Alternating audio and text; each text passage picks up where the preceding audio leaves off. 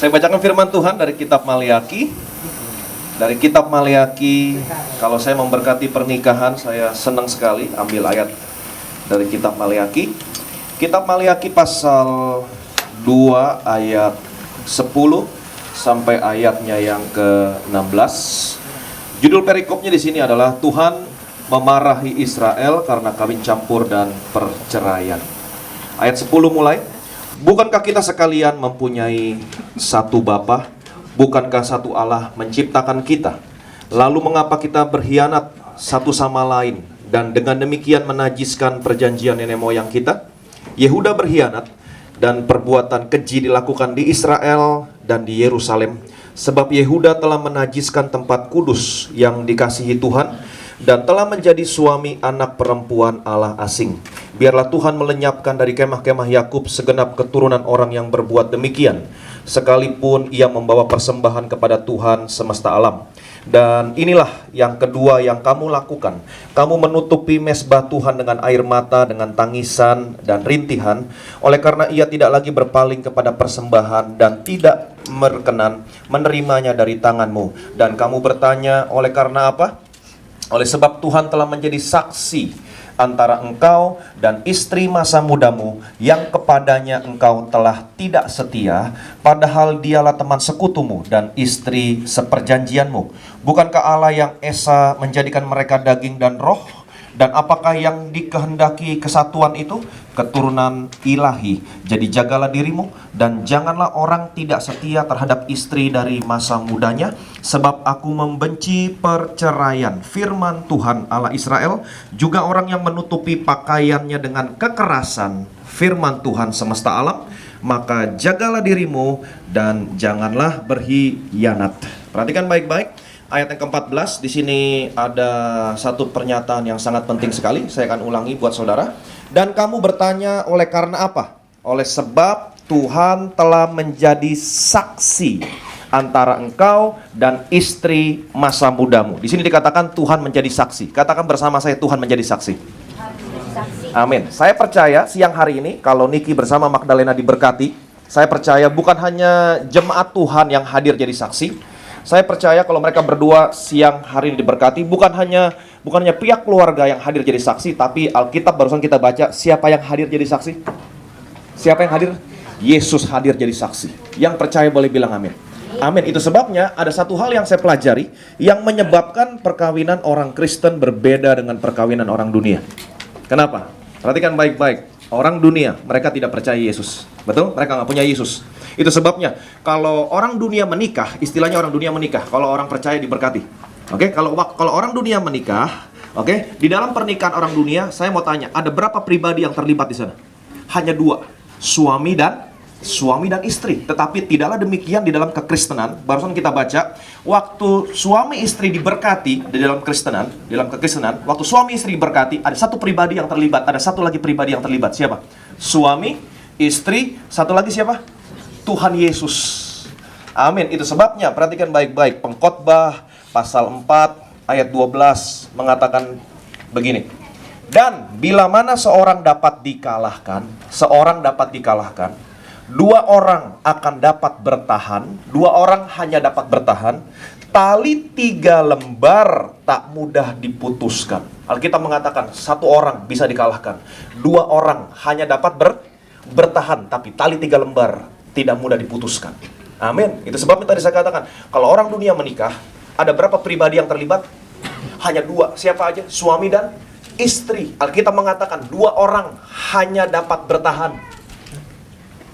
Amin. Nggak usah jauh-jauh, kita lihat mereka menikah 1 tahun, 2 tahun kemudian beritanya di TV, di koran, sudah bercerai. Kenapa? Dua orang hanya dapat bertahan. Kenapa saya katakan hanya dapat bertahan? Saudara bisa bayangin, seorang suami, seorang laki-laki, dia dididik dari latar belakang keluarga yang berbeda. Dari kecil sampai besar, dididik dengan cara yang berbeda. Kemudian demikian juga dengan si istri, si wanita. Dia dididik dari latar belakang keluarga yang berbeda dengan suaminya. Dia dididik dengan cara yang berbeda dari kecil sampai besar. Perhatikan baik-baik, dua orang yang berbeda dipersatukan. Boom! Apa yang terjadi? Alkitab mengatakan hanya dapat bertahan. Tetapi tidaklah demikian di dalam kekristenan. Ingat baik-baik, di dalam kekristenan, waktu suami istri diberkati, ada satu pribadi yang terlibat. Siapa lagi? Suami, istri, Tuhan Yesus. Alkitab mengatakan, tali 3 lembar. Siapa tali 3 lembar? Suami, istri, Tuhan Yesus. Alkitab mengatakan, tidak mudah diputuskan. Artinya apa? Kalau saudara mau menyertakan Yesus, oke, sebagai third party, pihak yang ketiga dalam perkawinanmu, Alkitab mengatakan, perkawinanmu tidak mudah diputuskan. Yang percaya boleh bilang amin. Amin. Mungkin saudara berkata, Pak, tapi banyak teman saya orang Kristen yang bercerai. Betul, saya nggak nutupin. Oke, banyak orang Kristen, mereka datang di gereja, mereka minta pendeta berkatin, mereka tahu bahwa Yesus hadir jadi saksi, tapi perhatikan baik-baik, mereka hanya menjadikan Yesus sebatas saksi. Keluar dari gereja, mereka tidak pernah menyertakan Yesus dalam kehidupan perkawinan mereka. Sama aja, tali 2 lembar. Itu sebabnya siang hari ini saya akan ngajar sama saudara, terutama kepada Niki, kepada Magdalena, bagaimana caranya menyertakan Yesus dalam kehidupan perkawinanmu, supaya tali 3 lembar tidak mudah diputuskan. Nah, Paulus mengajar kepada masing-masing pihak. Paulus mengajar kepada istri bagaimana cara menyertakan Yesus dalam hubungannya kepada suami. Demikian juga Paulus mengajar kepada suami bagaimana caranya menyertakan Yesus dalam hubungan dengan istri. Nah, yang pertama saya mau ngajar dulu kepada Magdalena, kepada ibu-ibu. Oke, ibu-ibu boleh dibuka kupingnya? Bapak boleh duduk dengan tenang. Amin. Nah, Efesus pasal 5 mengatakan demikian. Perhatikan baik-baik. Efesus pasal 5. Jadi Paulus mengajar dulu kepada istri. Dia bilang begini sama istri. Hai istri. Oke, istri-istri buka kupingnya. Amin.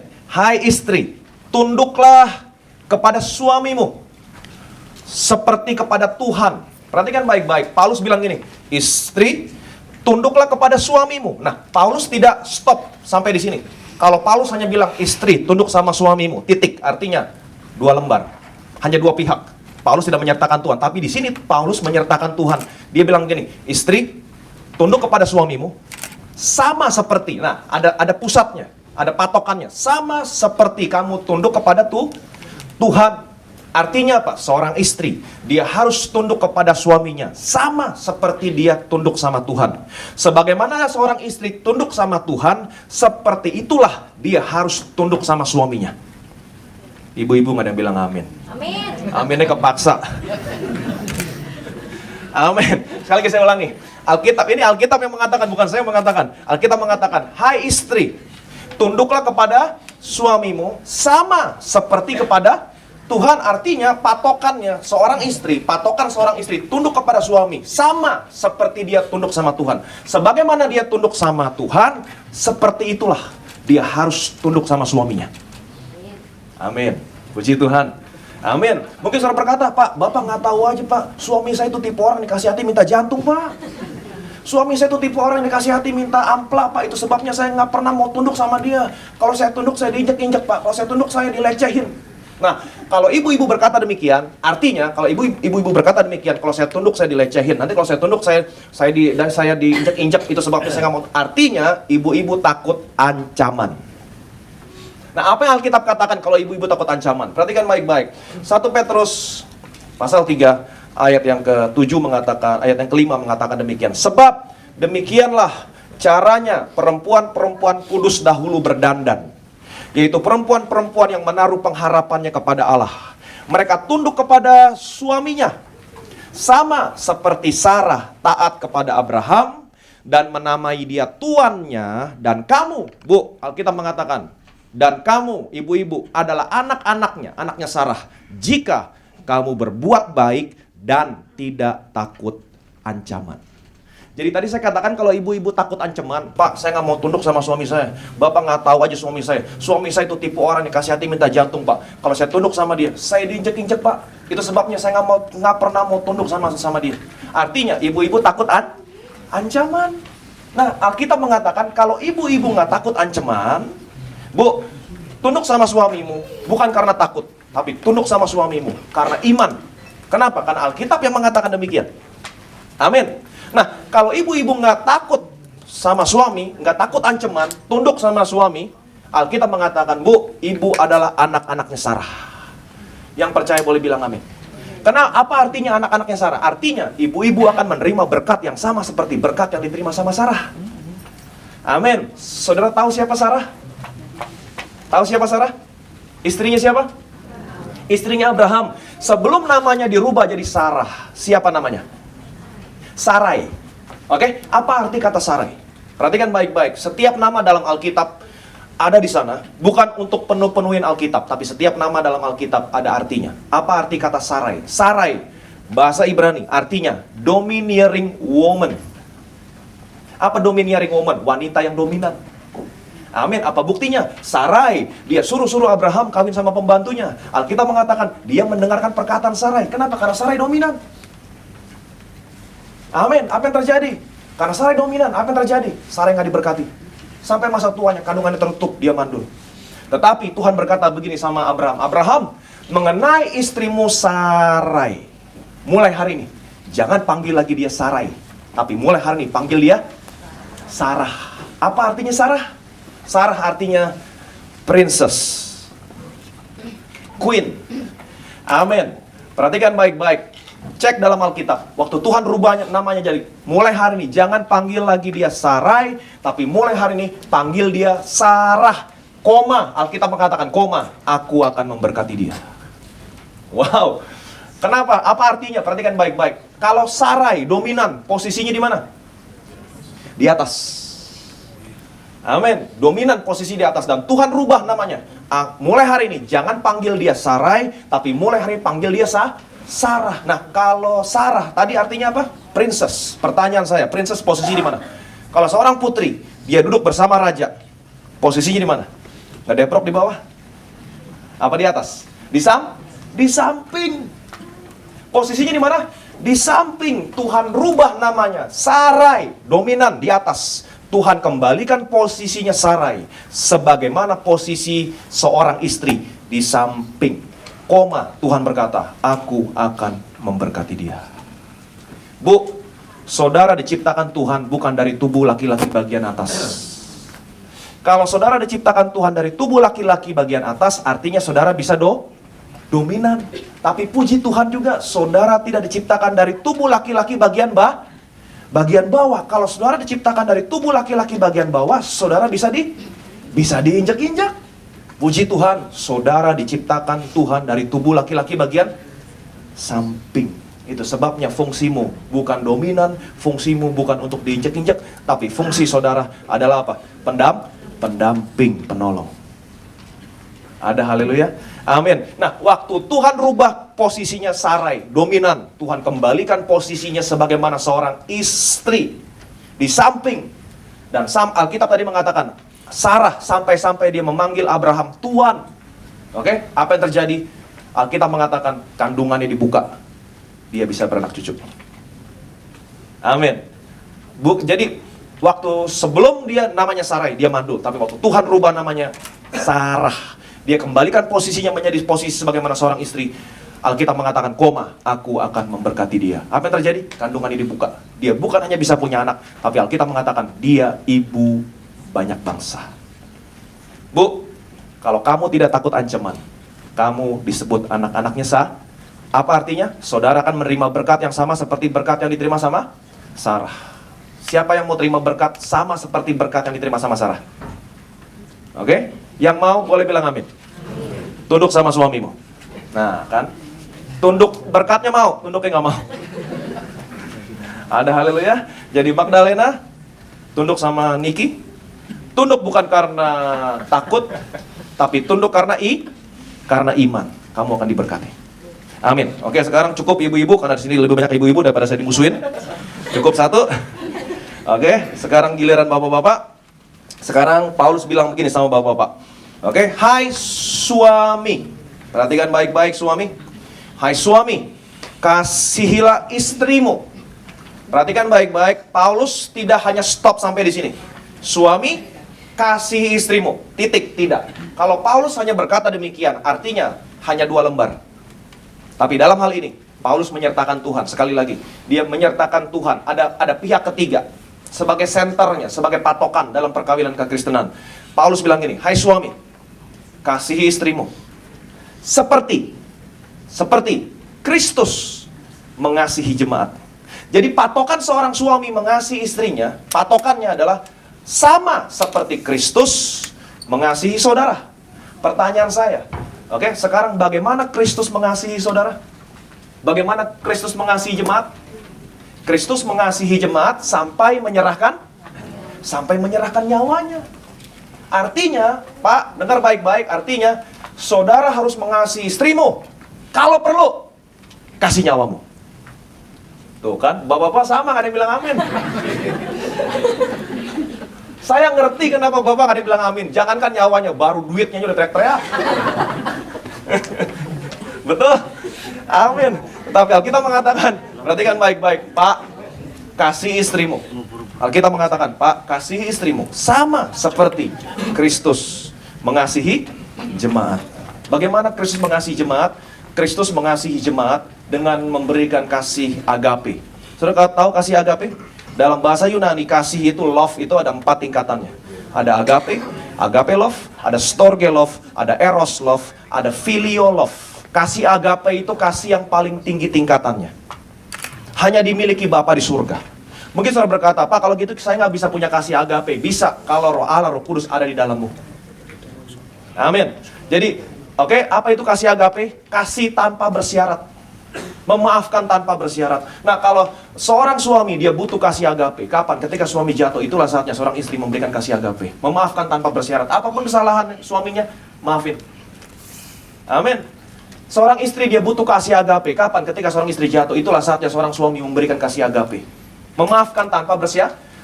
Nah, kalau masing-masing bisa memaafkan tanpa bersyarat, saya percaya kehidupan perkawinanmu gak mudah diputuskan. Ada haleluya?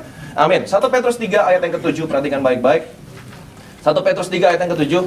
Demikian juga kamu, hai suami-suami, hiduplah bijaksana dengan istrimu sebagai kaum yang lebih lemah. Hormatilah mereka sebagai teman pewaris. Katakan bersama saya, teman pewaris. Oke, dari kasih karunia, yaitu kehidupan, supaya doamu jangan terhalang. Perhatikan baik-baik, Pak. Sekali lagi saya ulangi. Hai suami, hiduplah bijaksana dengan istrimu sebagai kaum yang lebih lemah. Hormati istrimu sebagai teman pewaris. Istrimu adalah teman pewaris. Nah, di sini ada istilah teman pewaris. Apa artinya teman pewaris?